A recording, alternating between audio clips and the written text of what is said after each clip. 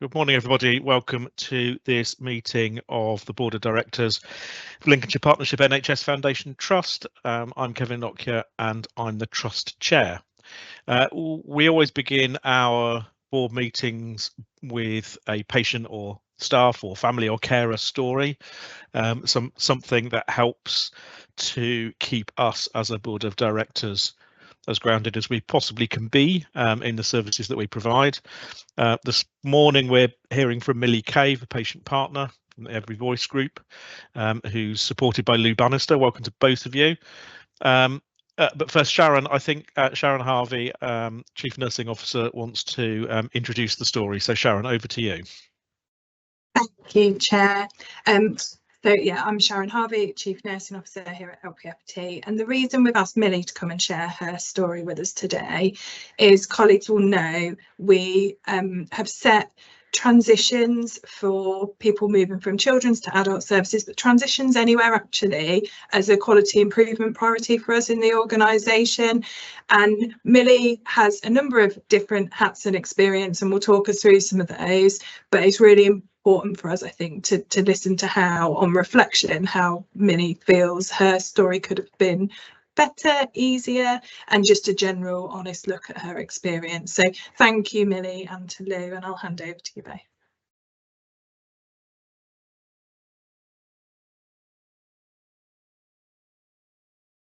Hello.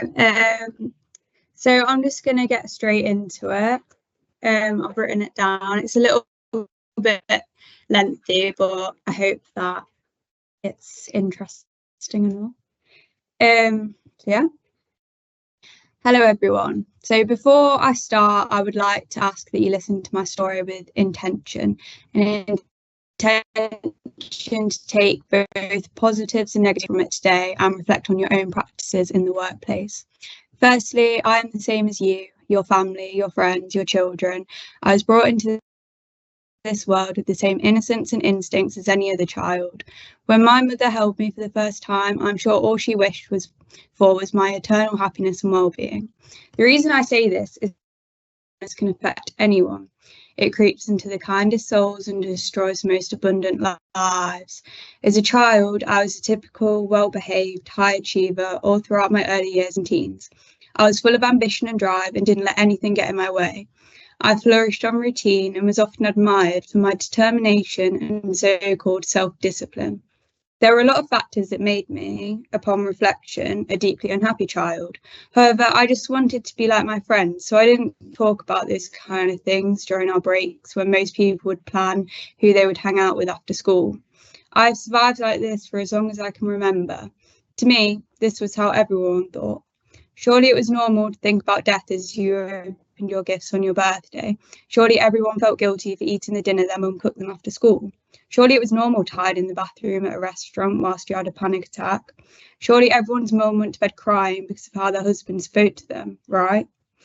I wholeheartedly believed this as truth until I was 16. I didn't question my normal because why would I? This was what I grew up to believe, and I didn't want to cause any issues because I was a good child. Somewhere between 10 and 11, the intrusive thoughts got debilitating.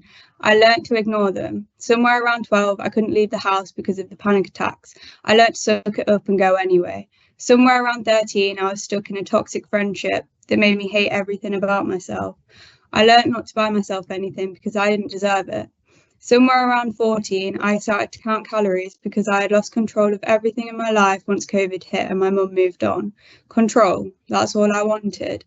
A little ounce of power over my own life that I had been chasing since I can remember.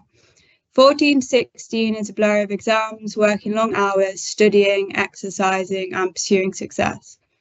I wanted to be a doctor and change the trajectory of my family's fortunes. However, what I didn't know was that I was on a path that only led to failure. I couldn't understand why. The doctor told me that I was fine and my platelets were normal. There's nothing wrong with me. My mum told me I looked great as I got ready for the gym at 6 a.m. I ignored the chest pains and the aches in my body that never seemed to leave. That surely was a new muscle forming, right? Although nothing was wrong, I was terrified. My body told me that I wouldn't wake up in the morning. I knew that something was wrong. How does a 16-year-old tell their mum that they think they might be dying? They don't. The solution was easy, said my GP. Gain a few pounds, get your period back, and you'll be fine. I believed her. Until I couldn't eat any of my safe foods anymore, until I wanted to see the weight fall off and my body give up, until I looked at my mum dead in the eye and told her I hated her for asking me to eat, until I wanted to die. CAMS got involved and told me to follow a meal plan. However, I was too underweight to receive mental help, so the food came first. I was forced to leave college and work that same day. I was put on strict bed rest. I laughed about it because I couldn't believe that they would ruin my dreams like that. I had exams to study for. I had a workout plan to follow. I had money to make. I was angry, so angry. My mum had never seen her once loving daughter act like this. A week later, I was 72 hours into my A&E stay. I was told to drink an Oasis to get my blood sugar up. I laughed. MEAU followed and I was placed opposite a 45-year-old woman with a long history of anorexia. She was being encouraged to eat a fruit salad while I sat with a bottle of Fortisip next to me, alone. I sat there for 3 days until I was moved on to Dixon ward, an adult ward at 16. I was congratulated for eating half a sandwich. So is a full sandwich too much? I didn't eat for a week and then I refused all liquids for 3 days. They suggested an NG tube. That would solve things, surely. I had no idea how many calories were in that 1 litre jug. I was terrified. No, thank you, I said. They mentioned the team. They said they hated to use force, but I was going for an assessment, which meant they could. But not to worry, because a gentle handhold should be enough.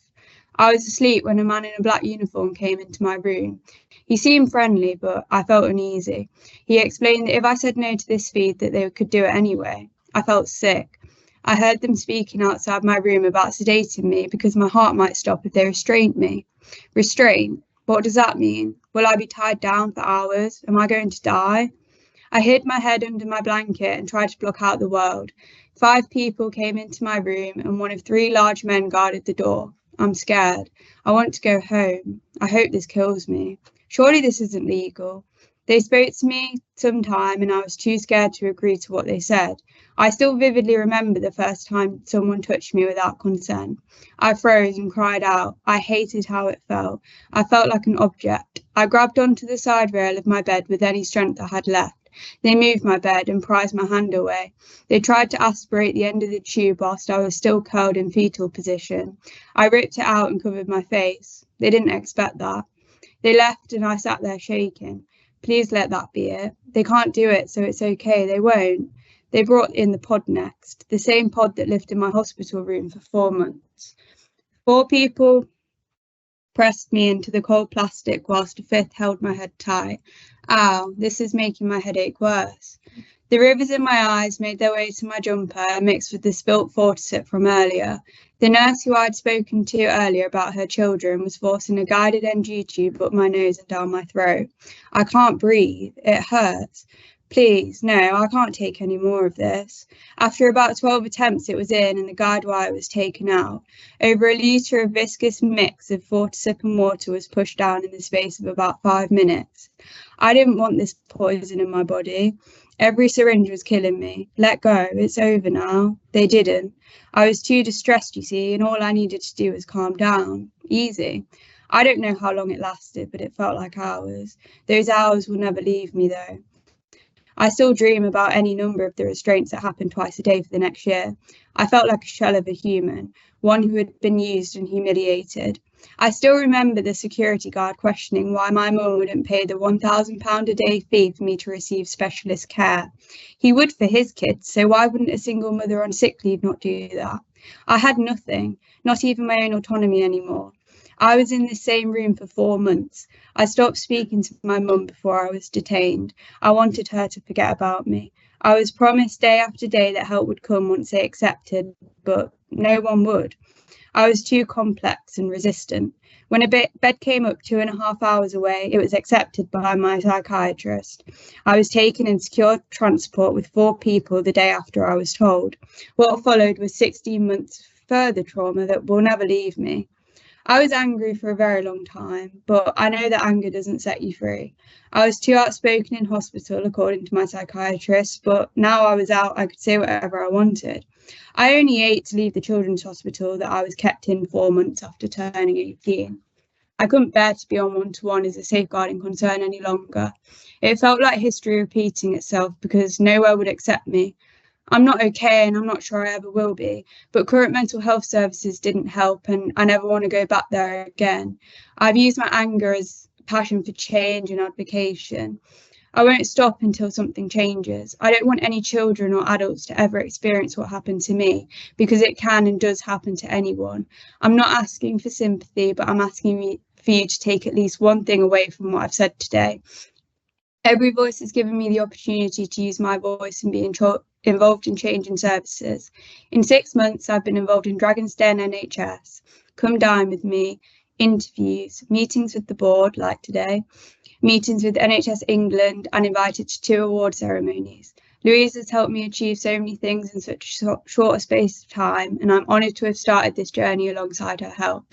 There have been some amazing people along the way, but the services which are offered have failed myself and many others. We are all someone's child, friend or loved one. We're normal people placed in abnormal situations, and often we're left to pick up the pieces afterwards. My main passion is to improve transitions between services, which I'm using my patient partner role to do so by being part of the transitions group. And I would like to see an end to out-of-area placements, build a CAMHS unit in Lincolnshire or very close by, and improve eating disorder services, as there is an epidemic happening and we should not be placed miles away from home to access specialist services. We need our family and friends there for support. I'm determined to use my negative experiences to make a difference for others and do this through my role as patient partner, as I want to ensure lived experience has the loudest voice and welcome the support I get from Sharon and the board to make this happen. Thank you for your time. Thank you very much, Millie. So I'm going to say a couple of things, and then, if I may, and then see if any of my colleagues want to ask questions or make any comments. But this isn't about putting you on the spot at all, Millie. So a couple of things. First of all, thank you very much for being so straightforward and honest with us. You suggested that that might be a bit long. It really wasn't. It was short and to the point, and absolutely clear in what you say. I'm not going to offer you sympathy, Millie, taking up your, kind of your suggestion, because being sympathetic is easy, isn't it? The harder thing to do and the more meaningful thing for me to do, I think, on behalf of the board, is to tell you that we've heard what you say and we listen to what you and others say about our services, and we listen carefully and we reflect. That's one of the reasons. What's one of the values of hearing stories like yours. I think I don't disagree with anything in your final comments that you say about accessibility of services, and I think as a board we're committed to making our services as accessible as possible, and making sure that we don't send people out of area where we absolutely can't. And my ambition is to get to a position where we never send people out of Lincolnshire, and I hopefully we'll be able to achieve that. So Amy, thank you very much for all of that. And as I say, we do listen, I hope, and we do reflect, and you've given us some really important things to reflect on. I can see that there are other members of the board that would like to comment, so I'll take them in order. Sharon, I'll start with you. Thank you, Chair. So Sharon Harvey, Chief Nursing Officer. First, Millie, thank you. That was really brave, and I don't say that in a patronising way. I say it with genuine admiration and respect for you and your story. My question, and this comes from knowing firsthand that you will challenge and you will speak with honesty, which I'm really grateful for, is what else, if anything, do you think the board could do as the leaders of the organisation? What else would you like to see us do? And it's okay if you don't know now and want to catch up separately, that's absolutely fine. I would say the main thing is communication. Like, I think a lot of the time, obviously when you work in mental health, it's like second nature, all of the things that happen. But I never knew anything about like inpatient services, how hospital works, and I felt just kind of thrown into it. And I think, I can't speak for my mum, but on her behalf, I think she felt quite lost because she'd never experienced anything like it. And I think just kind of going through each step a bit more thoroughly with service users would be beneficial, and also like making it very clear what can happen instead of sugarcoating things. Thank you. I'm writing that down. I am listening. I'm writing it down so I pick it up. Thanks, Millie. Okay. Thank you, Sharon. Thanks, Millie. Eve. Thank you, Kevin. Morning, Eve Baird, Chief Operating Officer. Thank you, Millie, for that story. I think it's really powerful to hear what it feels like to go through such an intense journey as you've been through. You talked about being on the transitions group, and I just wondered if you had any comments on how that group's making a difference, or anything we could do as a board to support the work of that group.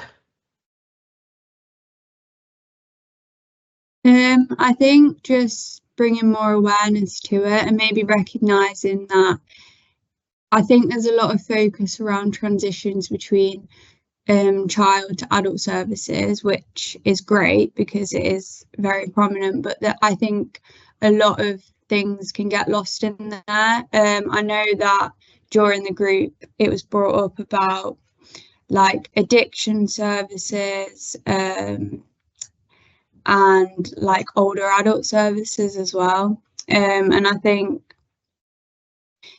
it's about making it standard that like it's not okay, because I know when I was in hospital, I touched on it briefly, but I was kept on a children's ward for like 4 months at 18.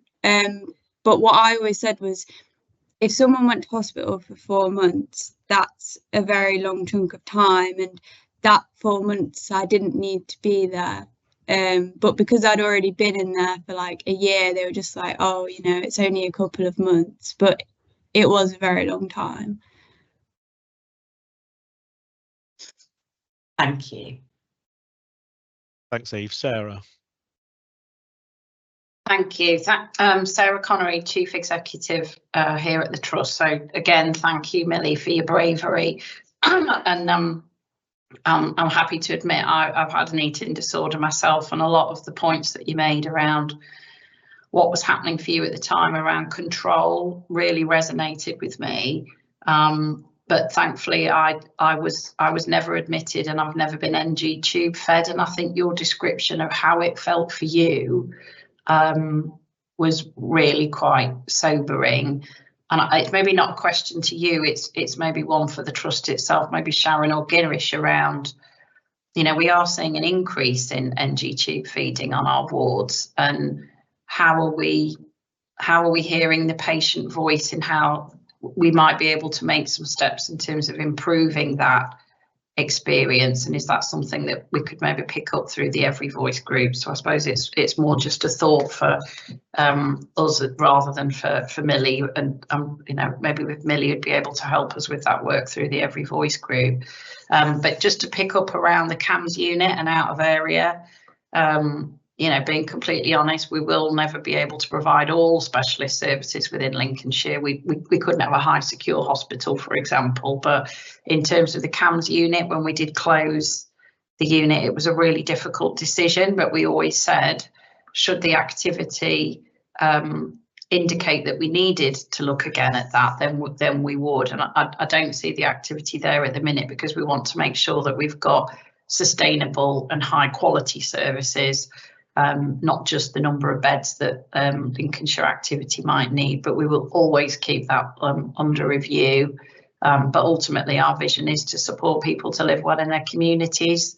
So it's all about what can we do in terms of prevention and early intervention to make sure that people don't need that inpatient care to start with as much as possible. I hope that's helpful, but thank you for your bravery and for joining us today.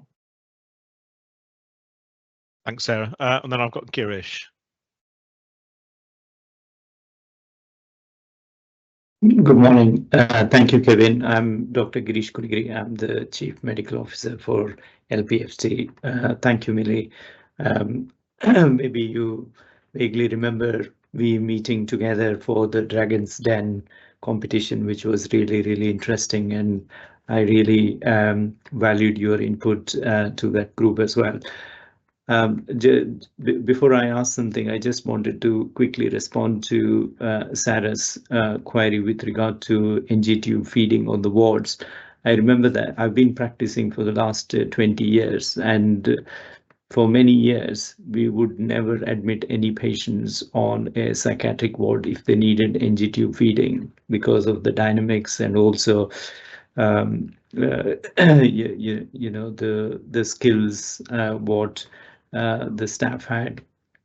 But again, in the last few years, I have seen the change both locally as well as nationally, that you know, we are you know, having this NG tube feeding on the acute ward as well, and there are, you know, many reasons behind that, but it's very important that we need to understand and seek the views of the patients and also provide some choice for them in terms of where they would feel appropriate to have such treatment if they definitely need that for their own benefit. My question to Millie was, on behalf of myself and clinicians, if there is one thing what the clinicians could have done differently for you, Millie, when you were going through these tough situations like restraints, being on the ward for such a long period of time, what is that you would suggest us? Thank you.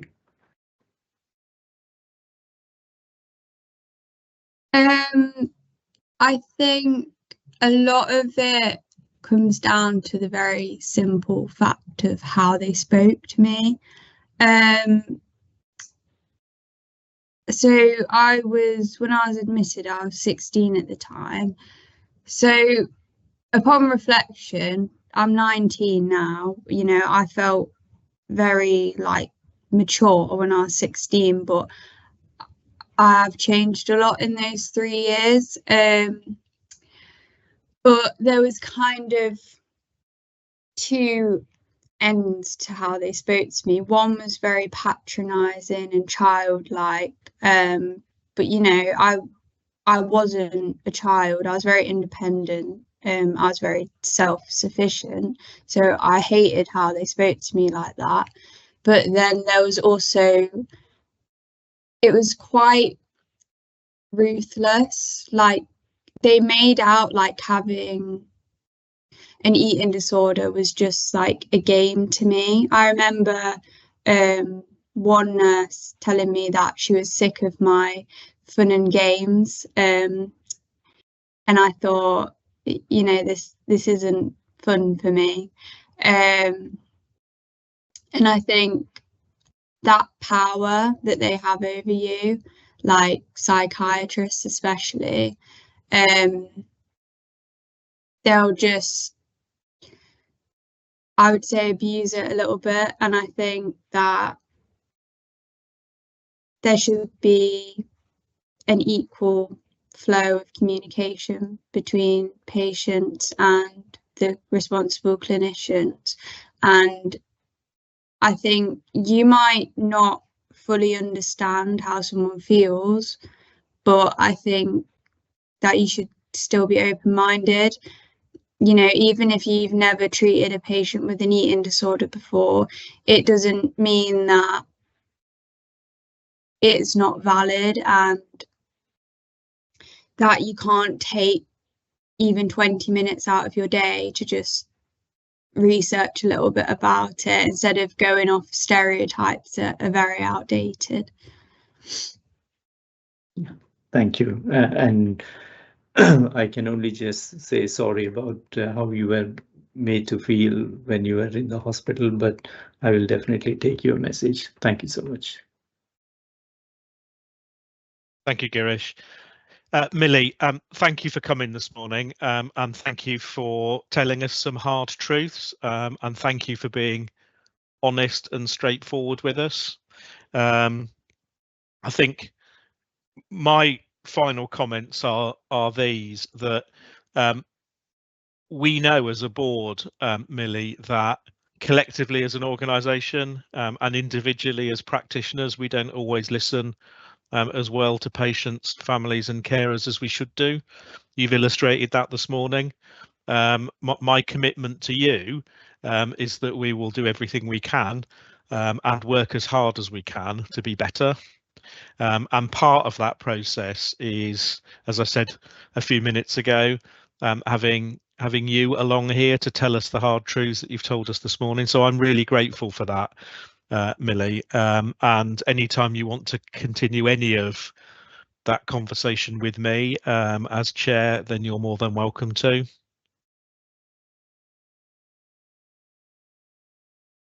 So thank you very much, Millie, for coming along this morning. Thank you, Lou, for supporting in that.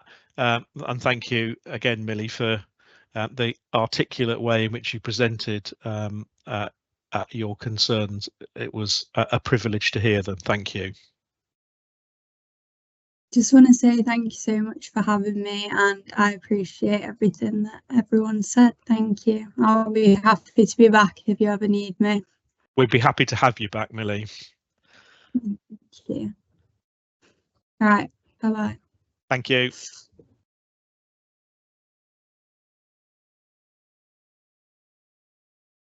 Okay, let's move on then to the agenda proper.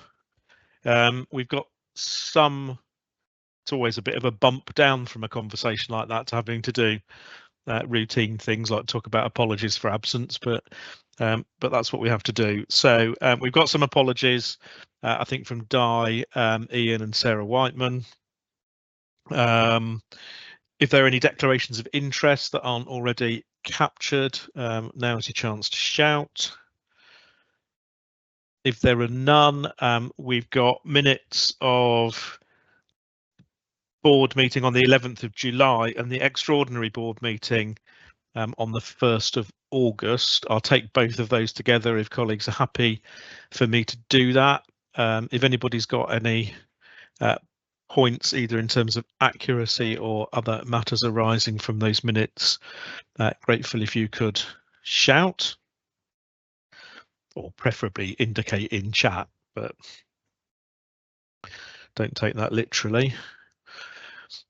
I don't see any, so are people, our colleagues, happy for me to sign both of those minutes as accurate? Super, thank you very much. We'll move on then to item 1.5, which is the set schedule of actions, which I hope speaks for itself. If anybody's got any comments or questions on those, similarly grateful if you could indicate.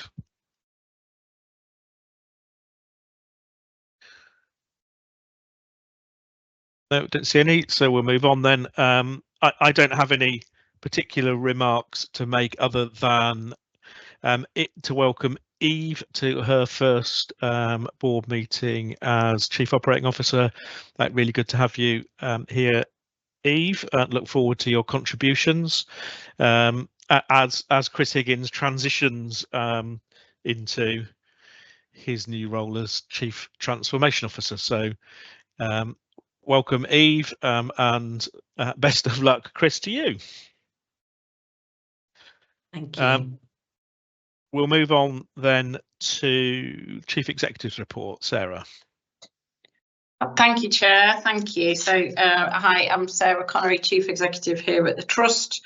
So here is my usual report around local, regional and national issues of import, sort of framed around our Trust strategy and our annual plan. So just first of all to say, on the back of Millie's story and her positive reflections about the impact of the Every Voice programme, Really good news that NHS England have agreed to extend the funding for that programme, which means there's lots of ideas that we've still got in terms of taking that work forward and really baking it into our governance processes as well. So that's really positive, and a big thank you to everybody involved in making that a success, particularly Lou Bannister, who just joined us earlier. So I do just want to bring to the board's attention, this is the first board since the civil unrest from August, and I just wanted to make it really clear that we are an anti-racist organisation, and looked in absolute disgust at what was happening across parts of the country. So we have done and continue to do all that we can to try and support our colleagues of all skin colours. So we are particularly interested in making sure that that support continues, because even though the civil unrest has for now sort of died down, but it's that feeling of not feeling safe or a feeling of belonging that will resonate going forward. So I just wanted to say there's always more that we can do. I just wanted to make that point. I'll not go through the report in too much detail. I'll assume it is read, but just to point out in terms of the the system research and innovation strategy, and there is a link there for people to be able to have a look at what's been included. We have got a session coming up later on in part 2 around our own reflections and actions in relation to that research and innovation strategy. So that's something I'm really excited about. Just wanted to point out, we did talk at the last board about Lord Darcy's review, independent review of NHS performance, a bit of a state of the nation around the NHS on the back of our a request from the Secretary of State for Health and Care.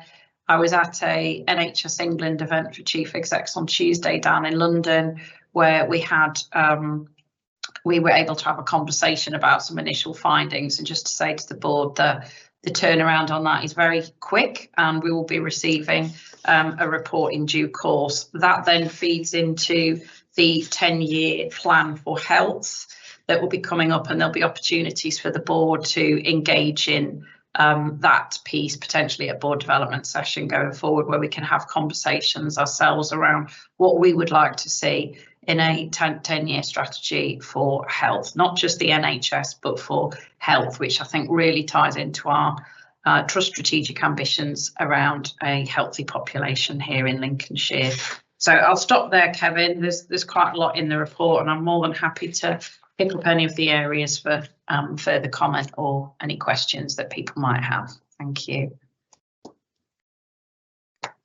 Thanks, Sarah, and thank you for a typically comprehensive and helpful report. Thank you. Tim. Thank you, Kevin. Tim Harry, non-exec director. Yeah, thanks, Sarah, as ever, a rich and informative report. I was going to ask about the independent review, timescales, etc., but you've answered that. But my other question was, in the alliance meeting that you had around co-production and recovery, etc., I wondered if there was anything that came up from that discussion which was helpful for the trust that was brought back in terms of co-production, etc., which I know is a good focus for us. Thank you, Tim. Great question. The aim of this session, I think, was to make sure that all of our partners in the alliance were up to a certain level of understanding around co-production and what it is and what it isn't. And that includes our partners within district councils and the police and primary care, for example. I think the key takeaway personally for me, and I know others on the screen, so to speak, were at that session as well, about being really honest around where we can and where we can't co-produce, but being back to Millie's point again about effective communication, being really honest with our service users and carers why, and it might be because of time pressures or financial constraints, but for me I think it's honesty and authenticity for us as a trust that we won't always be able to co-produce in its truest sense, but we need to make sure we're having sort of honest conversations about that. That's my reflection, and I see Chris has got a comment. Thank you, Tim. Before I bring Chris in, I think it's a cultural issue, isn't it, Sarah? It's what the default position is, and if the default is that we will co-produce unless, you know, there are strong reasons why we can't. Absolutely. That's a very different kind of ingrained cultural approach to, you know, we'll bolt it on where we fancy it, as it were. Absolutely. Yeah. So it's and it's this is exactly the kind of conversation I've had with the ICB. You know, it's about making co-production, as I say, the default option rather than a nice to do one. Yeah. Chris, I'll give you a chance now. Sorry. Yeah, thank you, Kevin. Yeah, Chris Higgins, Chief Transformation Officer. Spit my own title out. Yeah, just comment on that last piece in terms of co-production. One is, I think that's absolutely right. It's about the default position should be seeking to co-produce as much as possible, co-design, and I think we've had a good conversation previously in our board development around the ladder of co-production, and some things lend themselves to full co-design and co-delivery, whereas other things might not, and it's making sure we're really clear about what will lead to the best outcome for whatever particular piece of work we're doing, and being really clear, as Sarah said, about communicating that. Our trust strategy is a really good example of that. That is the business of the board. We're very clear that we'll engage with that. We want people's views, but ultimately the board will agree to sign it off. Whereas other pieces of work, we'd really get into that co-design and co-delivery in a different way. So it's just been clear and having that really laid out, I think it's really important. The other thing I just wanted to say was in terms of in Sarah's update, there's a piece around NHS England review of intensive and assertive community mental health care. That has come on as a consequence of the events in Nottingham with the Baldo Calcane case. We are doing a review of our services. In the past, we had separate assertive outreach teams that were there to support people that might be resistive or declining treatment who've got a serious mental illness. Over time, nationally, we've integrated those services into our community mental health services and teams, and what we're trying to do now is just nationally just check that we've got right pathways and the right approaches to make sure people are supported in the right way. And there's this balance. We'll have to see how the national guidance comes out, whether you set up yet another separate team, as was in the past, and what we've received criticism, I think, from our own service users around lots of multiple teams versus making sure we don't dilute and lose the spirit of what we're trying to do by an assertive function within a wider remit. So more work to do on that to really understand that and understand the national direction, but that will come through Quality Committee for assurance and through to the board. Thanks, Chris. That's really helpful. And I think we all recognise, don't we, that the significant shift isn't about you know, creating forms and, you know, necessarily giving people tools. It's about what our underlying default position is and what our way of working is. So you know, it's good, I think, and important that that's shared across the board. Okay, any other questions or comments for Sarah? Don't see any, so we'll move on then. Karen, to the board assurance framework. Thank you, Kevin. Good morning, everybody. I'm Karen Scott, Trust Secretary. This is the board's quarterly review of the board assurance framework, and rather than go into lots of detail, just to highlight that each of the respective board committees have reviewed their section of the BAF. Prior to that, that each of the executive leads, I meet with them and we go through those sections, and we actually go through in some detail, and as is highlighted in the assessment section of the paper, those have in the majority gone through some really thorough review, and whilst it doesn't say that the people committee have done that, they have. And the best use of resources committee are in the process of doing that. So it is as live as it can be. It does go through some real rigour and scrutiny. It is then reviewed in its entirety by the audit committee, and when it reviewed the document at its last meeting, it recommended it to the board for approval. So it's there before you. If anybody has any specific questions, I'd be more than happy to try and answer them. Other than that, I'm just seeking the board's approval of the board assurance framework today, Kevin. Thank you.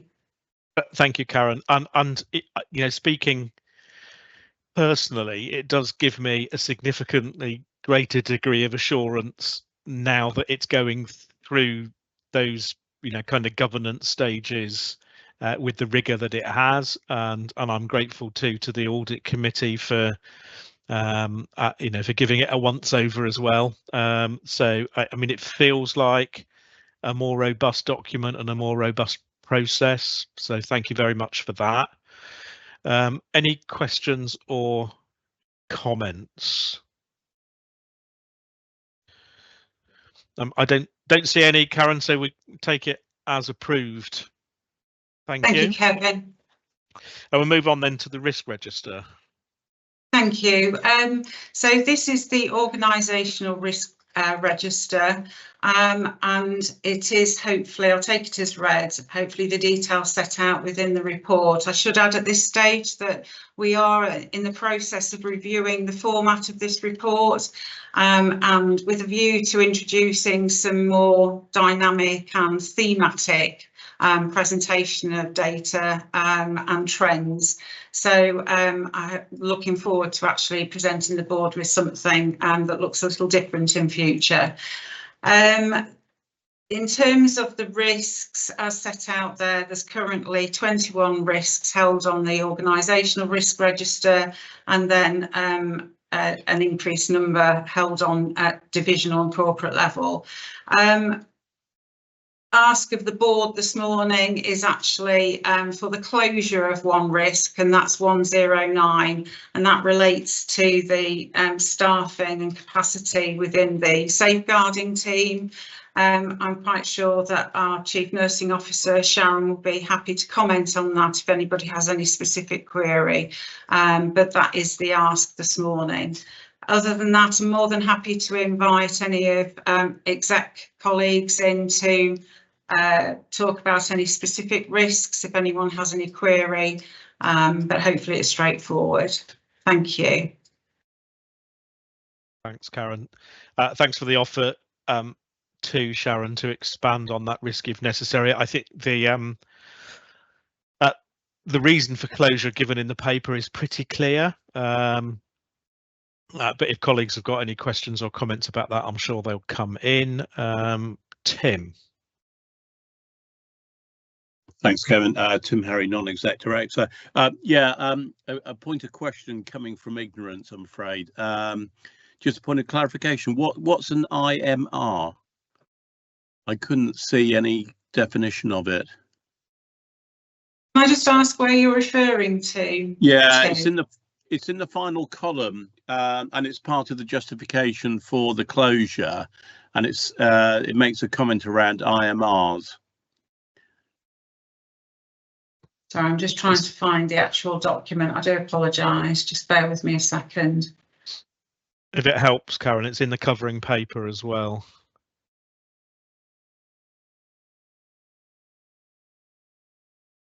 So it's in the penultimate column. Oh, sorry. Can I just ask Sharon to come in, please? She has just commented. This is in relation to the safeguarding, so specifically. Yeah, Sharon. So could Sharon comment? Thank you. Thank you. Sharon Harvey, Chief Nursing Officer. So it's individual management review, but it's a really good lesson for me to double check that we don't have any other acronyms in there that will be unhelpful for colleagues.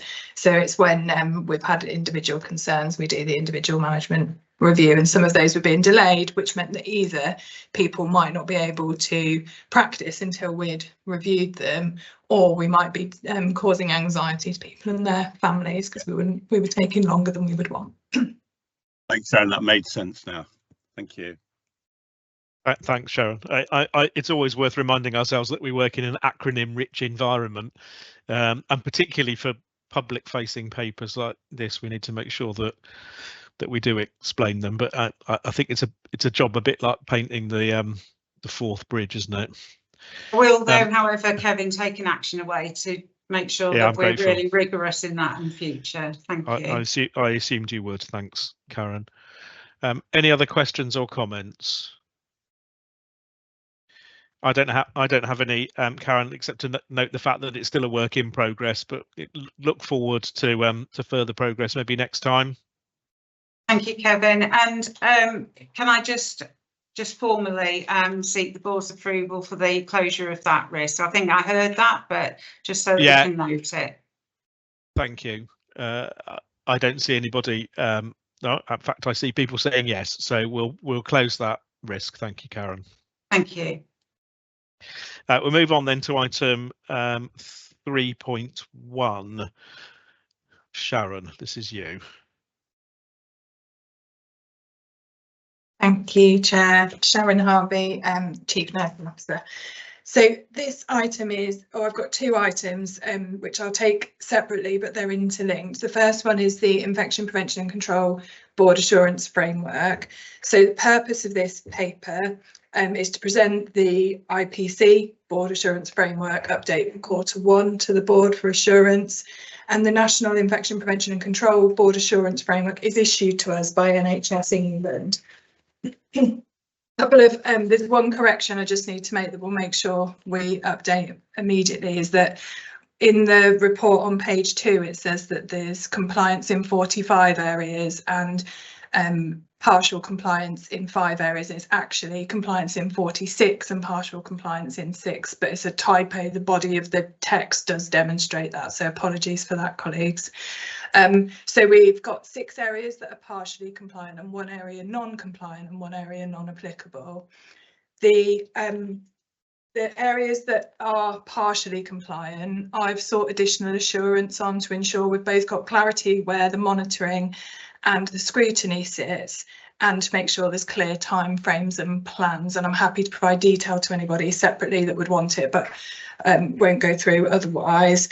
And I would say my assessment of this is in some areas we have been quite prudent in our scoring and quite cautious, which I think is right. But I'll give an example. In 1.4, we've talked about how we're not fully compliant because we're awaiting a national, more robust tool to be able to demonstrate our compliance. But when I've looked further into it, we already do have existing processes and tools in place to demonstrate our compliance. It's just we're expecting a even better one to come out. So that's just one example. The area of non-compliance relates to the fit testing around FFP3 masks.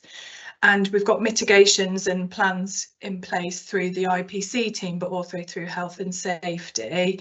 And there is an action plan in place through the health and safety group. However, just to provide additional reassurance to the board, we're also looking at escalation plans with the health and safety group and with the ICB in light of the PPE requirements for MPATs. So happy to take any comments or questions, but hopefully that explains in relation to the BAP, and it's here for approval, I believe, and is our quarterly update.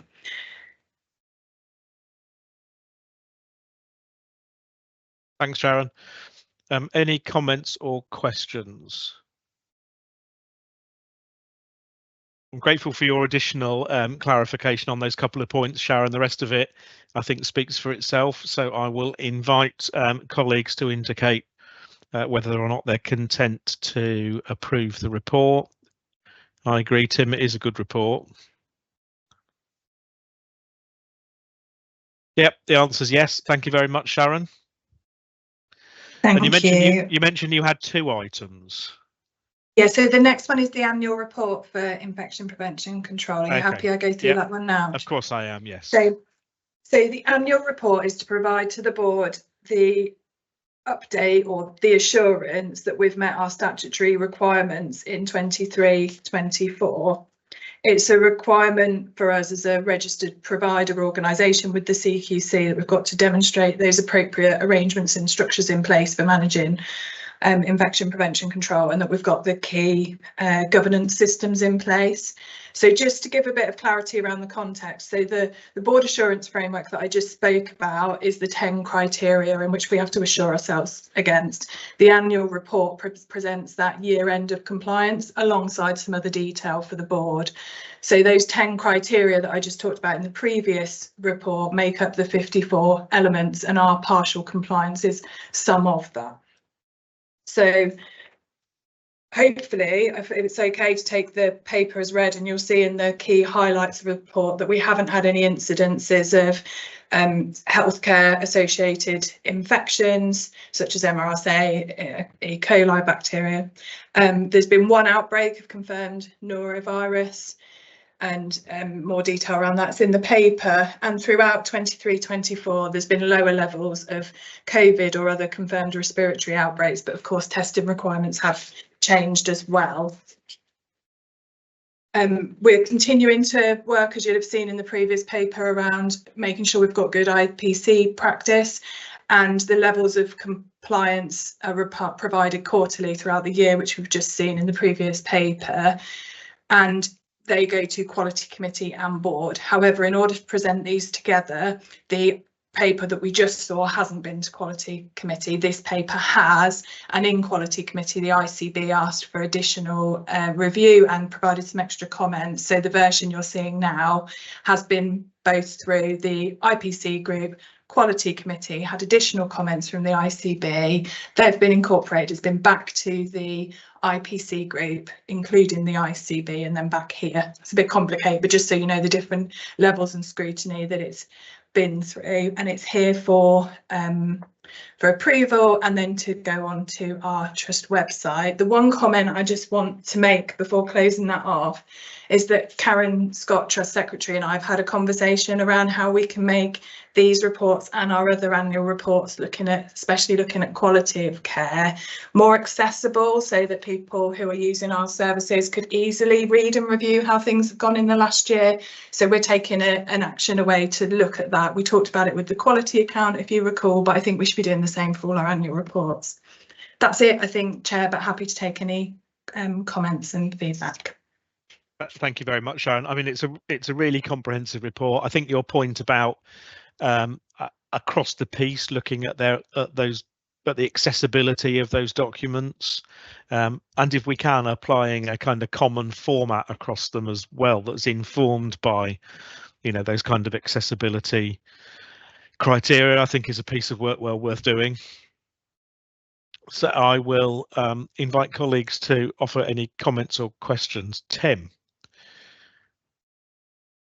Thanks, Kevin. Tim, you're on fire this morning, Tim. I am. My finger can't help itself. It's pressing the button.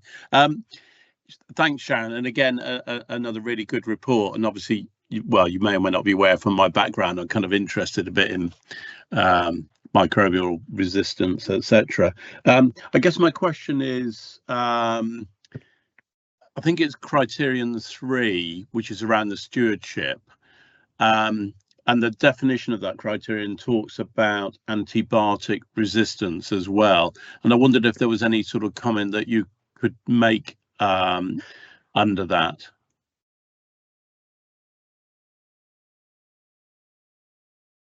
Sorry, I'm just trying to look through it, Tim, to see exactly what you mean.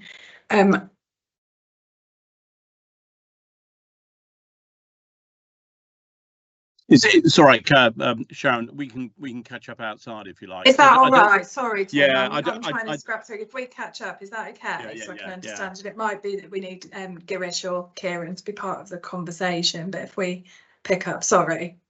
Well, I think probably in our context, it may not be a big issue, and therefore there's not really any comment that you can make on it. But I just wanted to get confirmation around that. But if we can catch up, that'd be great. Thank you. Then I can understand what you mean. Thank you. And there's nothing in that question, Tim, that gets in the way of you approving the document today, I assume. Okay, thank you. So the question then is whether or not colleagues are happy to approve this report.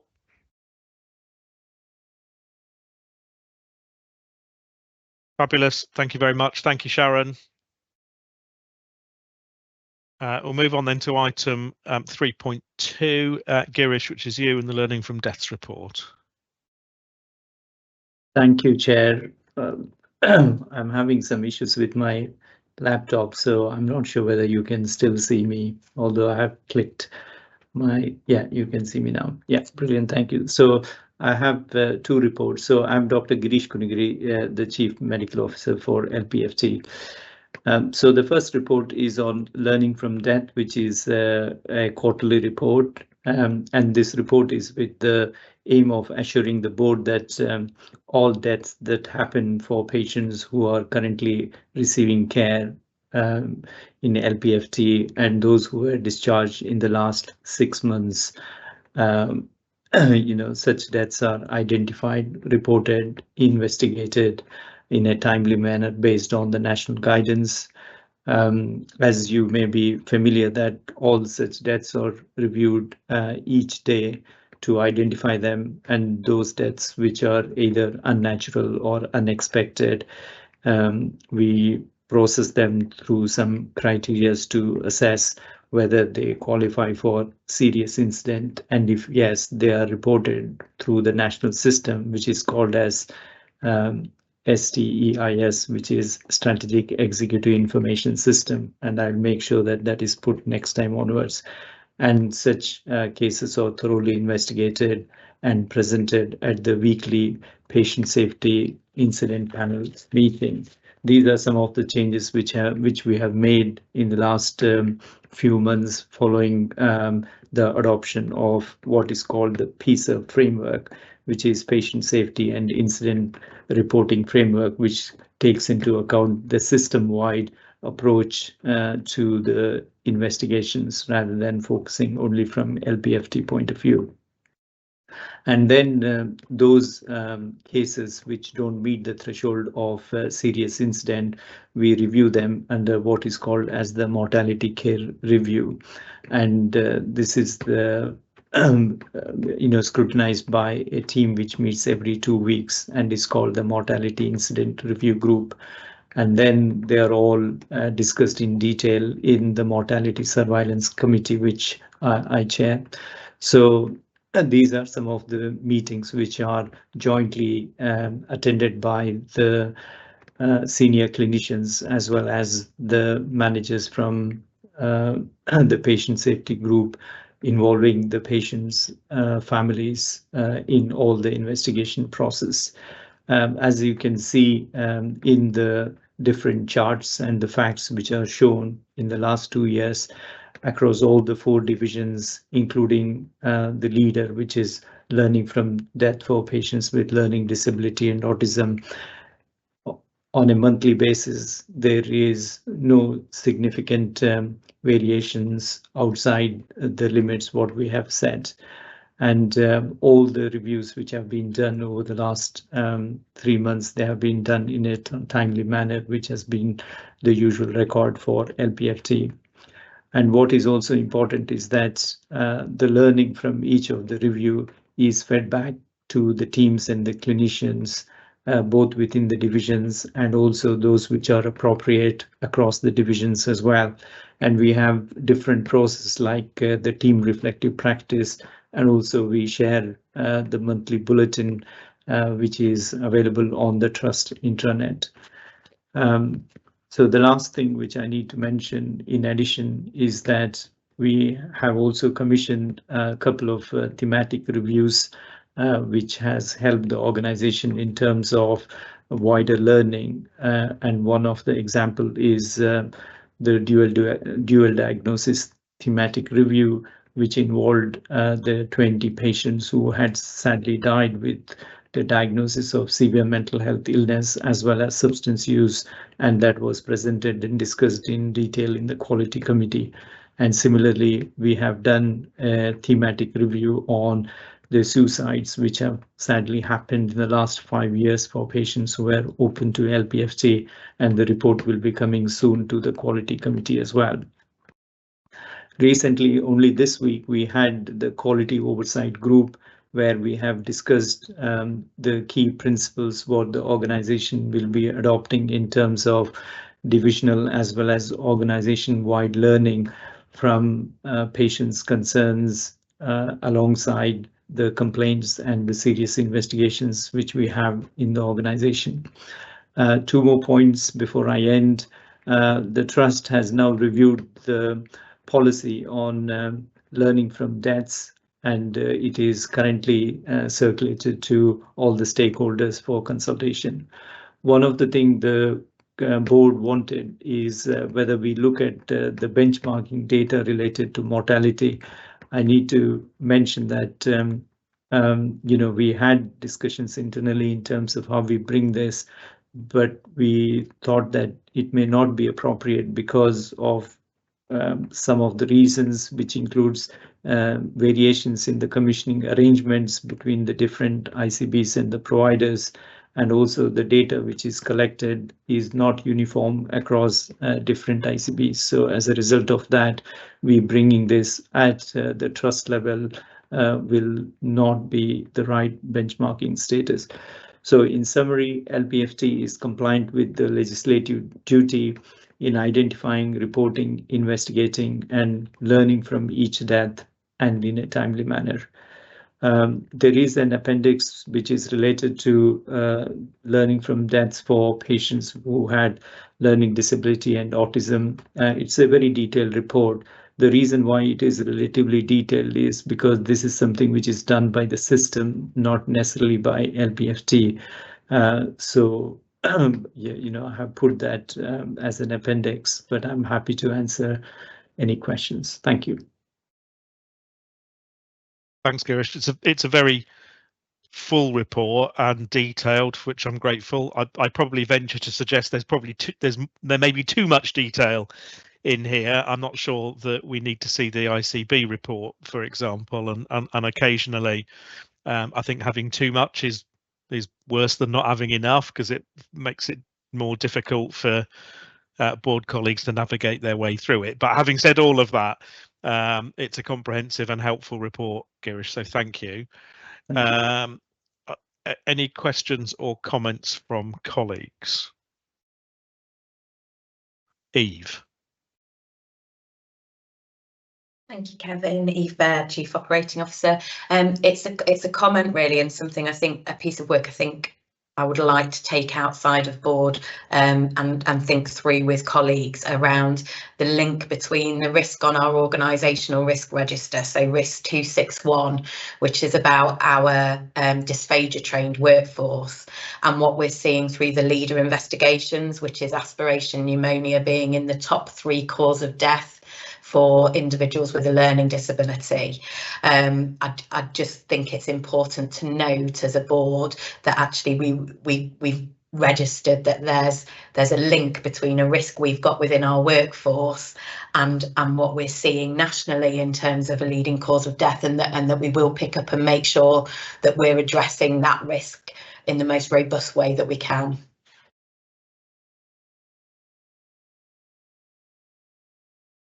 Thanks, Eve. Any other questions or comments? Don't see any. Thank you very much, Girish. Do you want to move on then to item 4.1, which is also yours, which is the medical staff revalidation and statement of compliance? Thanks, Girish. Yeah, thank you, Chair. So I need to apologize that it is little bit detailed, because this is the first time this report has been asked by the board. So I thought it will be helpful to give a bit of a context and then talk specifically about revalidation. So the purpose of this report is again to assure the board that LPFT is compliant in its statutory requirement to have a robust revalidation program for the doctors. So just to give a brief context, revalidation for doctors was set up by the General Medical Council in 2012 to ensure the public that the practicing doctors are safe and they keep up with their advancement in medicine. Each doctor has to be revalidated every 5 years, and failure to revalidate will result in losing license to practice in UK.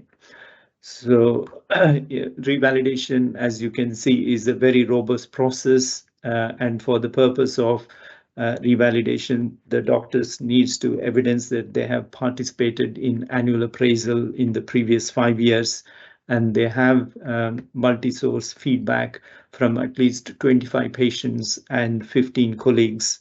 And the medical director, who is generally the responsible officer, needs to ensure that there are no significant complaints, serious investigations, or issues with professional conduct for the doctor before they can recommend to the GMC for revalidation. So in LPFT, we have a group which is called as ROAG, which is a Responsible Officer Advisory Group, which is attended by all the clinical directors and the medical HR, where we review all the doctors on a regular basis who are due for revalidation. If the doctor is working for another organization, such as working in the private sector, the RO is expected to sort all such information from the other organization as well before he or she can put the name forward for revalidation. So in terms of where we are in LPFT, we have 80 doctors, and we expect all the doctors to be revalidated. But those doctors who are on long-term sick, those who are on maternity leave, or those who have joined in the last 2 months, either as a consultant psychiatrist in NHS or a SAS doctor, they are exempted from reporting. As you can understand, the annual appraisal should be at least after 1 year. As of the beginning of this year, beginning of this week, we had 59 doctors who should have had the revalidation, because the rest of the 29 doctors were exempted because they were either on long-term sick, maternity leave, or they had joined NHS in the last 12 months. And I can confirm that as of yesterday, we have 100% compliance with the revalidation for all the eligible doctors. We had no issues in terms of fitness to practice or any complaints against any of the doctors pending with the GMC, or none of them had any sanctions. One issue which I need to highlight to the board for information is, particularly in LPFT, we have series of locums who come to work, and they generally move from one organization to another organization. And we did have some concerns with regard to their practice, which we obviously pass it on to the responsible officer for those locums, and also inform the GMC liaison officer. But we don't get the outcome of the concerns we raise. So in summary, LPFT is compliant with its statutory obligations related to revalidation program for the doctors. And one of the requests from the chair, if you're happy to sign the statement of compliance, which is a requirement for us to submit to the GMC by the end of next month. And from 2025, the suggestion for the board, if it's okay, is to produce such detailed report to the People's Committee, and it is brought to the attention of the board in its highlight report. Thank you. Thanks, Girish. Chris Wright. Chris Wright, Non-Executive Director. Thank you, Girish, for a typically comprehensive report, and the I really value the objectivity built into the process, which seems really robust. This is a question around the softer side of this, and it's really getting your sense of how well received is the process by doctors.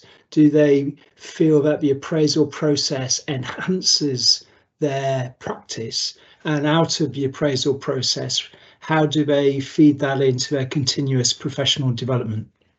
Thank you. Yeah, thank you, Chris. That's a very important question. Generally, appraisals and the revalidation is taken very seriously by the doctors because they know that if they don't hit the mark, you know, the GMC will be informed. The second thing is whenever we are doing annual appraisals, we always discuss about their plans for the next 3 to 5 years so that whatever objectives they are putting in place aligns with their 3 to 5 year objectives.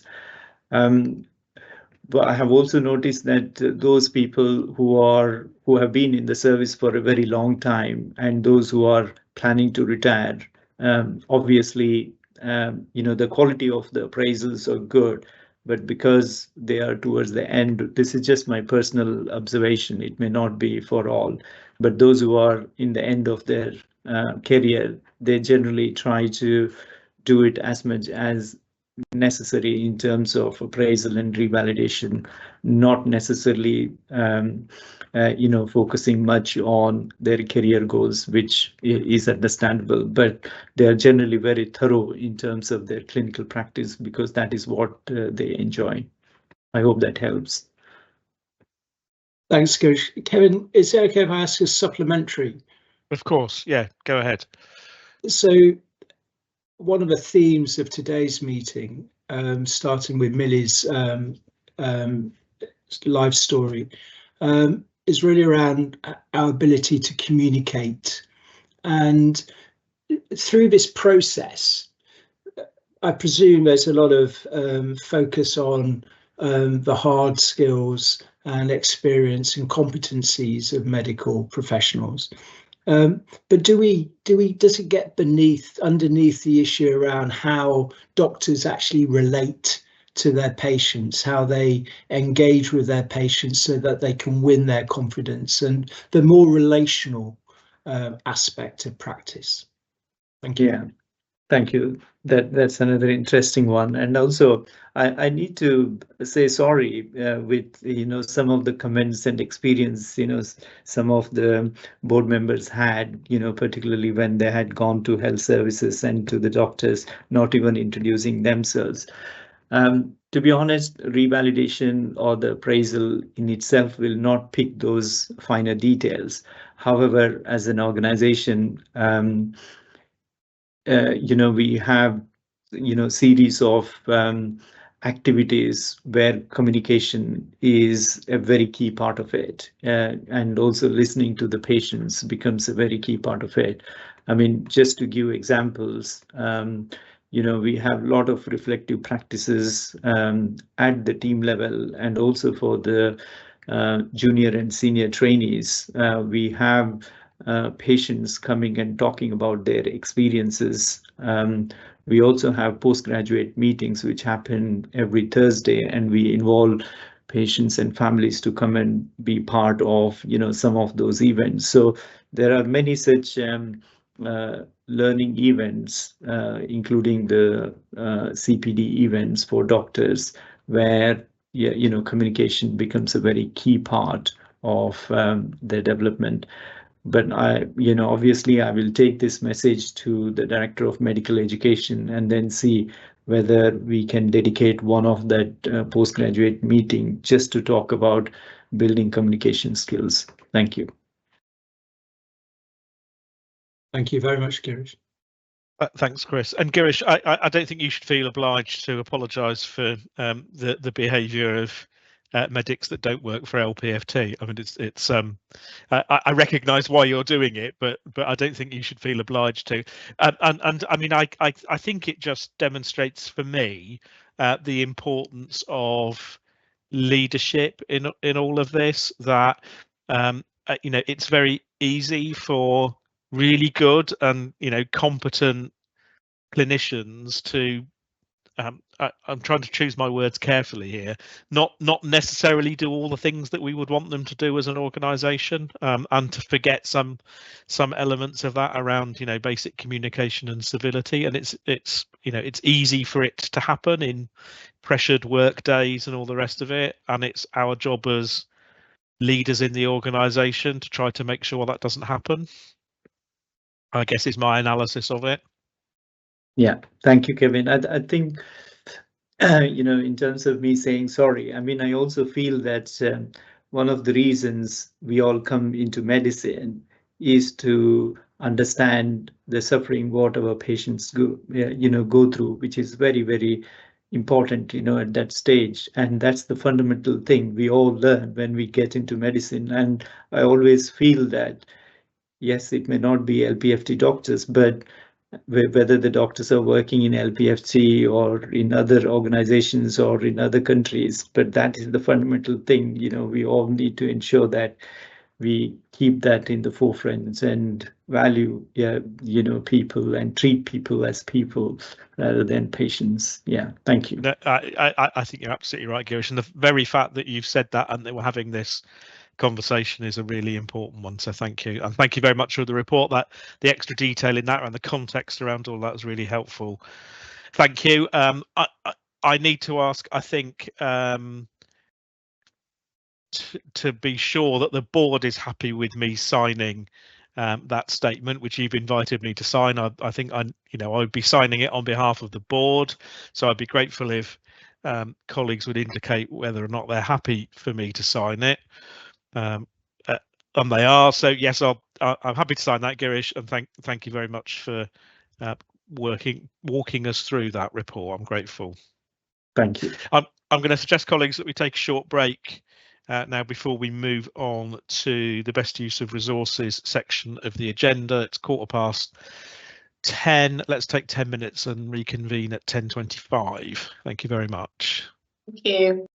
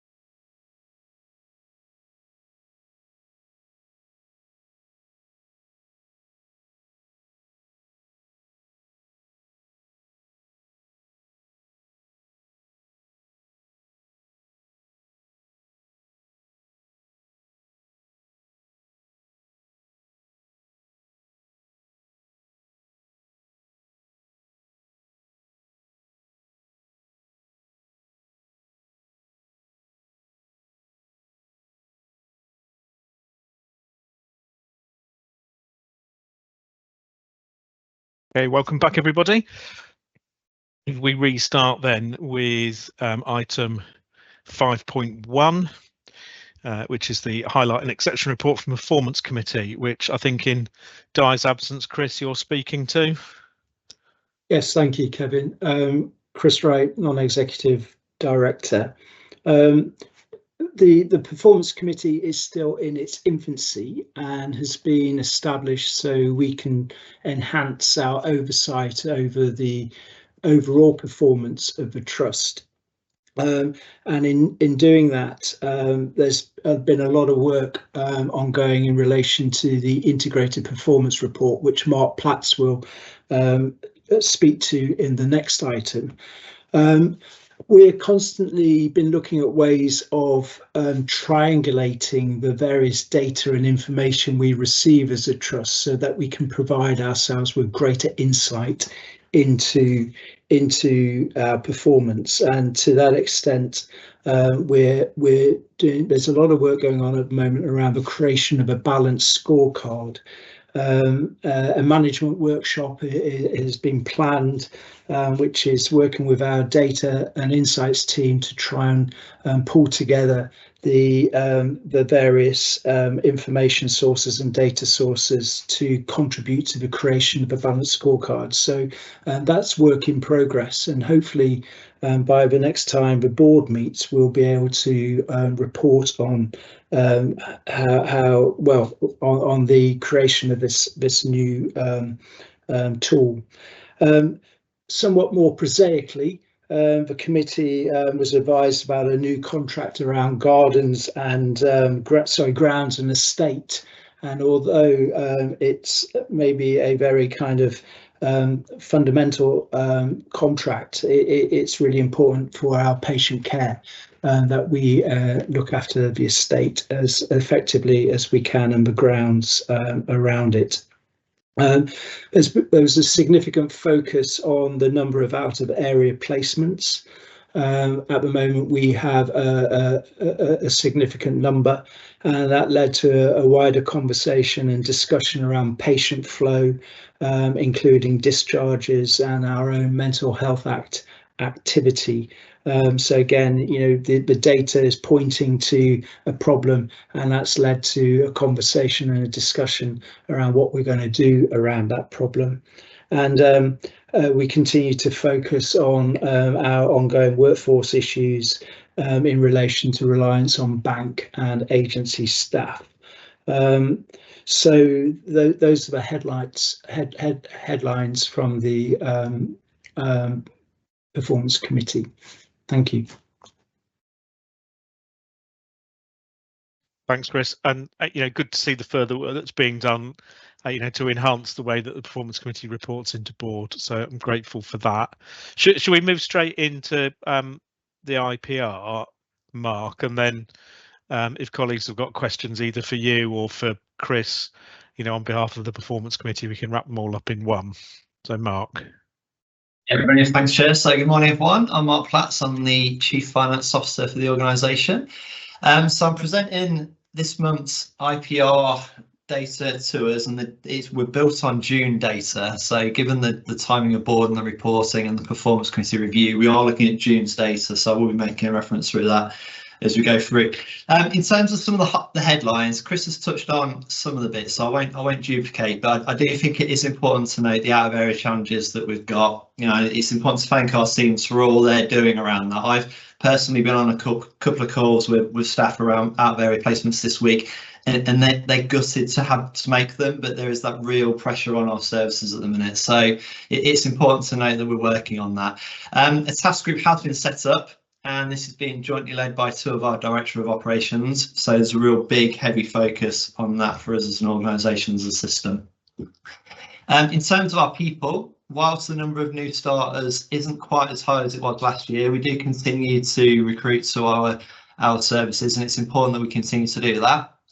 So there is a lot of pressure in the NHS at the minute around funding and different areas, but it's important that we get our staff in place to make sure we can stabilise services where we can. Chris has mentioned the grounds and gardens. So there is some great work by the estates team to get out there and support contractors to bring our grounds and gardens to a maintainable, manageable length.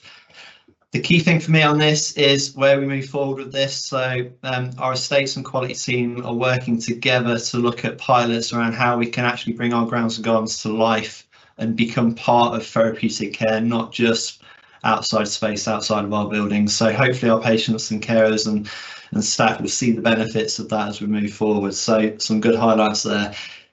It's important to note what's going well within the organisation. So I did just want to pull out a couple of bits from the report. So firstly, the successful visit from NHS England to our urgent care services in Lincoln. So really good visit on that, and we're going to be doing some showcasing. So that's really positive for the services there. And adult eating disorders. So they've done some great work around improving their waiting times with assessments being offered within 2 weeks. Real success story for those teams. I think today's board story highlighted the importance of that area as well. So I think that's a really positive one to note. And likewise, perinatal. So we have the highest access rates we've ever seen in that service. So that's a real positive piece of work. And we've been piloting a number of different things within the service to help them. So we've been looking at text message reminders to help remind people to come to appointments and stuff. And that seems to be having a really positive impact, which is great. We're also supporting the wider system to achieve the dementia diagnosis target, which this is a really important one for us because it's not been met for some time. So it's great that we're there now. However, the important thing is to focus on sustaining that. And I think this is where some of the newer innovative assessment services that are coming online will really help to continue to shape that to move forward. Before I just end on this first section and take questions, we can talk through a couple of challenges that we're seeing. Yeah, from reading the report, it's clear to see that our staff are doing as much as they can to focus on patient care, but it's important that we support staff to focus on themselves.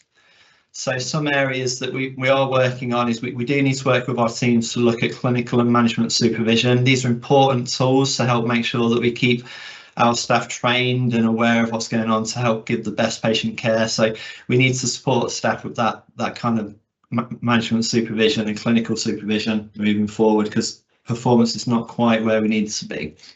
Unfortunately, as I mentioned, funding challenges in the NHS, we have been required to review our staff wellbeing service, and this is going to look at how we're offering support to our staff. So there's an ongoing review on that one, and I'm sure future updates will come up through this one. And my final point is just around the learning disabilities and autism services, facing some significant challenges around excess demand at the minute. So it's important that we support them with business cases to see where we can get additional investment where possible to help stabilise and rebalance that pressure on the services. So if it's okay, Chair, I'm going to pause at that point in case there's any questions before we move on to the rest of the report. Yeah, thanks, Mark. That's fine. So on out of area placements, I'm certainly aware of the work that's been going on to get a better grip on all of that. Grip's the wrong word, but you know what I mean. To make progress on that. I think though it would. I'm not sure that all board members are equally well cited, and I'm not looking to you for this, Mark, but it would be helpful to have an update on the current position, in terms of numbers, trajectory, and remedial action. Maybe I could look to Eve to provide that, so that we're, as a board, clear about where we currently are and where we think we're going. Eve. Yeah, thanks, Kevin. We're doing a lot of work on it. Our numbers had gone up quite significantly. We are currently at 8 inappropriate out of areas and 2 appropriate out of areas. So that's a significant improvement on where we were.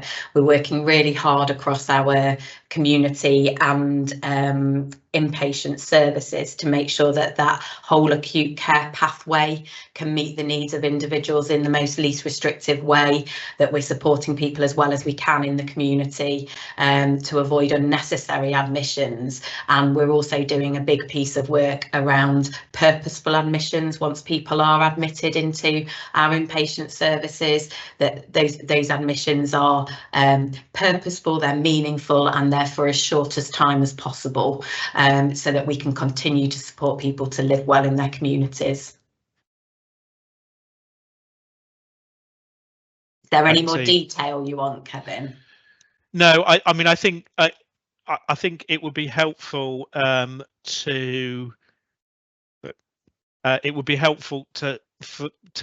the board to remain cited on this. So obviously, so you know, the trajectory is what's important in a sense.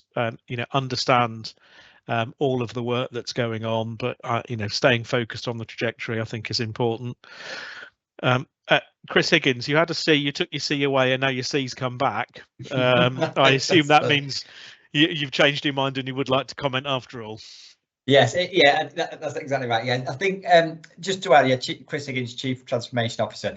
I think one of the things we're seeing and one of the things we're trying to get to the bottom of is there is volatility in the demand profile for inpatient admission. And whilst we're doing some really good progress and we feel like we're certainly making progress in terms of reducing the number down, that volatility remains, and we know we're going to receive a paper later in private board that explores some options around what we might be able to do to make that a more sustainable management of that position, because there's so many levers we can pull in terms of the flow of patients through our wards. But if that demand continues as we've been seeing it over the last few months, we may have to do some other things different in terms of the way we provide care, so we'll have a look at those options. But that volatility, it feels when there's spikes in demand, we run out of capacity and people go out, and we need to find a position where even when those spikes in demand happen, we've got the right capacity to be able to keep people safe and well in the local communities. So as I say, there's a paper coming to private board later that'll explore some of the options in a bit more detail.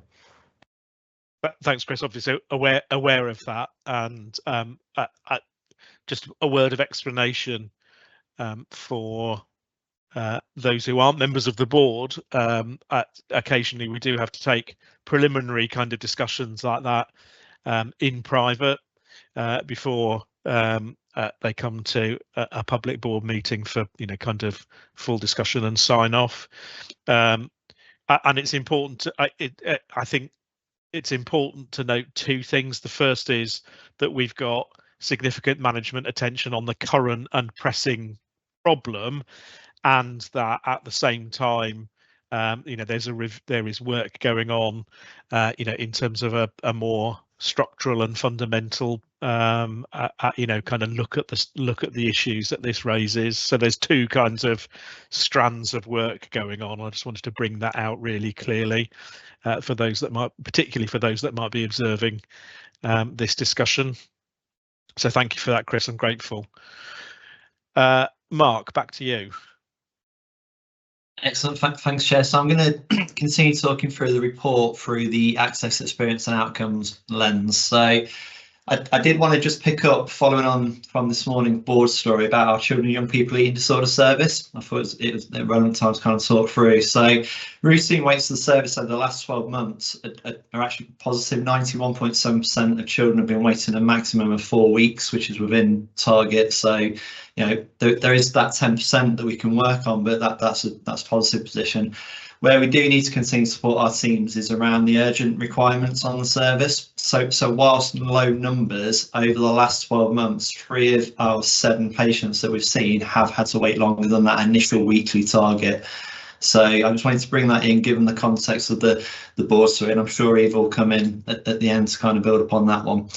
Children and young people services overall, waiting times is currently 87% of our children, are waiting a maximum of 4 weeks, which is a positive position, and we're actually the highest performing in the region on that one. So I think that was an important one to note. An important part of access to our service is having staff in our teams that can increase the access to our services. So I did just want to build upon a bit that we were saying about the recruitment. You know, we are looking more locally, continuing to look locally around bringing staff into the organisation. So there's been a real big push towards the East Coast area over the last couple of months. I think that's important to note around that one. And we're continuing to work with Girish and our medical consultant colleagues to make sure we can fill some really key posts around that. And I know we're looking at different ways of that moving forward around international recruitment and other areas, for example. So in terms of access, there's a lot of work happening around that. When it comes to experience, I did just want to flag that 88% of patients completing our friends and family test reported their experience as good or very good, which I think was important to note. All feedback from these surveys are important to us, and actually some of the data in there on how we can further develop and enhance our services is really important to make sure that we can move forward on this one. I do just want to mention violence and aggression. This is an area across our services that is getting a lot of focus and attention at the minute, rightly so, because we need to really support our staff and patients to feel safe on our wards. So I just wanted to know that our chief people and quality officers are leading that focused piece of work, and they're working alongside staff. We had a really good workshop a couple of weeks ago to bring in people's views to understand it. We need to do all we can to make sure that our patients, staff and carers feel safe when we're in our care. So that project will continue to move forward. From an outcomes perspective, outcomes are very closely monitored within our service divisions, given the individual nature of some of the metrics that we work alongside our patients to develop. As you can see by the IPR, this has its challenges around how do we aggregate that up, given the number of complexity and the individual outcomes that are coming forward. So I just wanted to give the assurance, whilst metrics and performance is low in terms of data, the work is ongoing to do that, and we are going to make a commitment to the next report to put dates in there when we're expecting to be able to deliver these metrics and move them forward. So I just wanted to make that note, given the data in there. But important to highlight that the continuous quality improvement and assurance team are working hard to align our measures to clinical pathways, which will further enhance us to develop the personalised care and support planning standards that we're aiming to achieve and move forward. So in terms of best use of resources, we continue to meet, and we're going to continue to forecast to meet our financial targets. But it is important to note that we need to keep focusing on our estate to make sure that that's fit for purpose. We have had a number of challenges with water leakage issues and stuff across corporate services over the last couple of months. We need to support the estates team to keep our bases safe and move us forward. And my final point was just around the IPR next steps, and Chris has picked up on the main one really. In order to support the integrated performance report through performance committee, we are developing a supplementary BANT scorecard, and this will be looking at a lot of the core metrics that were previously in our traditional IPR, but we want to make sure that they continue to be reviewed through the performance committee. So that work's ongoing, and just wanted to give the board and public assurance that we are continuing to monitor at an operational level. It's just not materialising itself in the integrated performance report as yet. So I'm going to pause there and happy to take any questions. Thanks, Mark. Eve. Thank you, Kevin and Mark. Eve Baird, Chief Operating Officer. Just to build really on Mark's comments around the some of the CYP weighting data that we see in the IPR, the urgent waits for children's eating disorder services, we monitor those really closely within the division, so we exception report on every wait, and because of the way they're recorded nationally, if we're offering appointments from the eating disorder team, but children and young people are being supported by other team members across our children's mental health services, and so they say we want to postpone our meeting because we're doing this piece of work at the moment, actually that's recorded as a breach. So though it's those figures don't look like we are offering interventions, actually with each of those cases I can offer assurance to the board that those children and young people have been seen and offered support. It's just not in a way that allows us to record it for the way that NHS England report that data. And the other thing I just wanted to highlight is we are performing brilliantly on the children and young people's 4-week wait, which describes a wait for children and young people to be assessed and offered a level of support. As an organisation, we are absolutely committed to still continuing the work we're doing to reduce the waits that our children and young people experience for specific treatment interventions, which isn't recorded in that national data set. So I just wanted to highlight that while we are performing really well in that space, we continue to do the work around the other waits that we know our children and young people are experiencing. Thanks, Eve. That's really helpful. Girish. Thank you, Chair. I just wanted to expand what, sorry, I'm Dr. Girish Kunigiri, CMO for LPFT. I just wanted to expand what Mark was talking in terms of the outcome measures. Recently, we have set up a small task and finish group with the help of Sharon and her team and the medical directorate in terms of looking at the outcome measures for patients and also in terms of clinicians' outcome. So it's important that we need to capture the patient's outcome as well as their experience, being in our organization, which hopefully over a period of time will be fed back to this group. Thank you. Thanks, Girish. Amy. Yeah, thank you. I think just one of my reflections, although there is a section in the IPR, isn't there, around best use of resources where we detail some of the work going on. I think it might be that we want to context some of the financial challenges elsewhere so that it provides a bit of a greater context when we're talking about some of those other areas under access, experience and outcomes, and then just that we provide a little bit of insight into when the greyed out area metrics might become grey and white again. So we work towards that as a board. Thank you. Thanks, Amy. That sounds quite right. Thank you.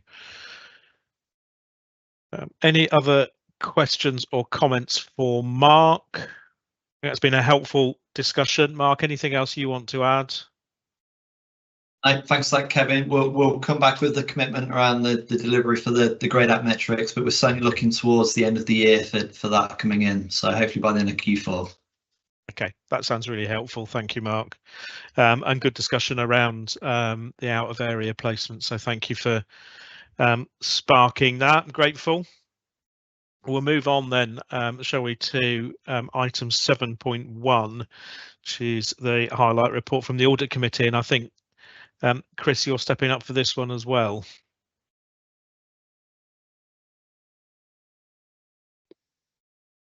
Thank you, Kevin. Chris Wright, Non-Executive Director, stepping in for Ian Orrell. The Audit Committee is certainly not. So 3 points from the last meeting. The first is that the committee is really pleased with the iteration of the board assurance framework that Karen referred to at the top of this meeting, and we're really pleased to see the progress that's being made in relation to the BAF. The second point is there's real positive progress in relation to trust policies and the timeliness of review, and we're welcoming the introduction of the Policy and Protocols Review Group, which has been established to improve our performance in relation to the timeliness of policy reviews. And finally, we're also really pleased with the progress that's being made in relation to the internal audit action plans. This was has been a long-standing Achilles heel for us, and we believe that we're now in a position where we can see positive progress in relation to that. So those are the three key points from the last meeting. Thank you, Kevin. Thanks, Chris. Personally, really pleased to see the progress on internal audit action plans. If it's any consolation, Chris, it's not an issue that is one that's exclusive to LPFT. I've seen it in other NHS organisations that I've been involved in. But it's really good to see the progress on that. Thank you. Any other questions or comments for Chris? Don't see any. Thank you very much. Then we will move on to item 7.2, the Freedom to Speak Up annual report. Sarah. Thank you, Chair. Sarah Connery, Chief Executive here at the Trust, and also the Exec Lead for Freedom to Speak Up here at the Trust. So I'm very pleased to present, just for information, this has already been through the Audit Committee as referenced in the previous report. But our 7th year of operation of the Freedom to Speak Up Guardian role and processes. And once again, we've seen an increase in the number of Freedom to Speak Ups being raised within the Trust. And as we spoke about previously at this board, we do see that as a positive. Obviously, we need to understand what's going on in terms of those, and note that's going to be picked up through the People Committee in the future. But great to see that people feel able to use their voices. And we have pushed quite hard this year around Freedom to Speak Up Month, which is November. We've also now got our Freedom to Speak Up champions, and that's talked about at length in the report as well, which seems to be having a positive impact in terms of making the process accessible. For me, in terms of Freedom to Speak Up, it's not just about the what, although hopefully you can see in the report what I did ask for was the areas of learning to be strengthened rather than just the data analysis per se in the report. So hopefully you can see that presented in this year's annual report, but it's the how it feels for people raising concerns, not just about what they're raising. And 97% of people who step forward have said that they would step up again, which I think is something that we should reflect on positively. So I won't go through the report in detail. I will assume it's read. It is just here for information and has been through the Audit Committee, but hopefully all of the key issues and learning is represented in the report, and I'm happy to pick up any questions, Chair. Thank you. Thank you, Sarah. It's a really helpful report. I completely agree with you that it's as much about the the how it feels as the kind of stuff, the harder stuff that we can measure. So completely agree with you on that. Tim. Thanks, Kevin. Tim Harry, non-exec director. Yeah, I just a sort of couple of comments really. One, I think to reinforce that message that yes, the number of concerns have gone up, but we have to look at that as a positive step. As long as we address the concerns that are actually raised. I think the broader comment I was going to make was around the quality, A, of the report, and B, of Stuart and the team around the Freedom to Speak Up, because I think the quality is excellent, and it's such a useful and important part of the triangulation of issues that we have across the organisation. So I really sort of welcome this report because I think it reflects the quality of the work that has been done. I'll make sure that gets fed back. Thank you, Tim.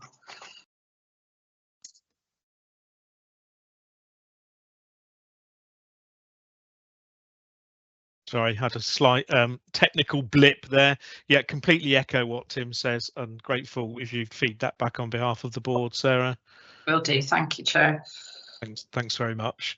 I don't see any other questions or comments, so thank you, Sarah. Thank you for the report. The next agenda item is in my name, it's a, sorry, another slight technical blip. Here we go. It's the outcome of some work that primarily Amy and Karen have done on committee membership and meeting timetable. I'm going to engage in a little bit of self-criticism on this report, which I hope is self-explanatory. Having moaning occasionally at length about the use of colours in reports, this report in my name does exactly what I don't want reports to do, and presents things in a colour-coded way that the chair can't actually see. But never mind, that's my problem and my mistake this time round. You don't need to apologise, Karen, because the report's in my name. Karen, is there anything you want to add before I invite questions or comments?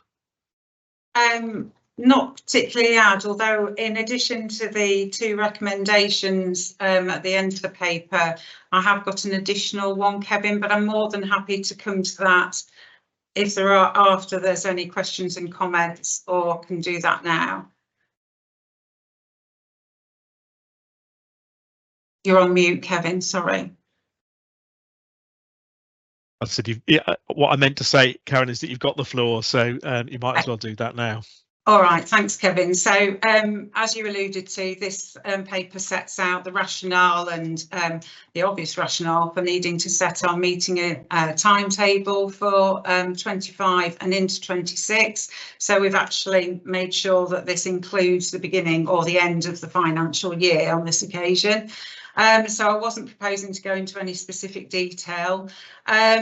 So the ask of the board this morning is to actually approve the proposed meeting timetable as set out and appended, and apologies again for the colour coding, and also the fact that the need to note in agreeing that the postponement of December 2024 committee meetings, which will then move to January or start again in a new cycle in January 25. Also appended to the report is a revised committee membership, and I should add at this point in public that this has been socialised with all board members prior to this meeting, so hopefully there's nothing too alarming in there, and we haven't had any feedback or comments specifically on it. And lastly, an additional ask is that quite recently, the board approved its revised board committee terms of reference, and given the recently announced changes in executive titles, which have been introduced today at this meeting, I'd like to seek the board's approval to update the board committee terms of reference at this stage with those new titles, and to add a statement on the Trust website to say that all of the documents that contain or list any reference to old job titles, that these are amended when those documents become due for review on the next occasion. So I'm sorry, that's quite a lot that I'm asking of the board, but I hope that's fairly clear. Thanks, Kevin. Yeah, I think it is. Colours notwithstanding, Karen. Sarah. Yeah, thank you. I just want to personally thank Karen as well as Amy Poole for all of the work that goes in. It looks nice and simple on a sheet of paper, but actually the work that goes into making sure that it will feel streamlined and doable is no mean feat. So I just wanted to make that point and have it formally noted. Thank you. Thanks, Sarah. You kind of stole my thunder on that one. I was going to say exactly the same Kevin. thing. No, don't. That's absolutely fine, Sarah. There's no harm in us both saying it, is there? I know how much work Karen and Amy have put into make all of these moving parts mesh together as painlessly as possible, and I really appreciate it. So there are 2 questions. I'm not rising to Chris Wright's comment about how nice and colourful it is. 2 questions then. The first is the board is content with the revised committee membership and timetable, if you can indicate to that your answer to that, and whether or not you're happy with the amendments of role titles going forward. I'm going to take these answers as an answer to both questions. I didn't frame that question terribly well, apologies. Great, thank you very much, Karen. Thanks again for the work that's gone into Kevin. this. That brings us to the end of the agenda for this public board session. I'm going to propose that we break for 15 minutes. It's now 11 o'clock. Reconvene at 15:15 for our private board. Thank you very much, everybody. Thank you. Thank you.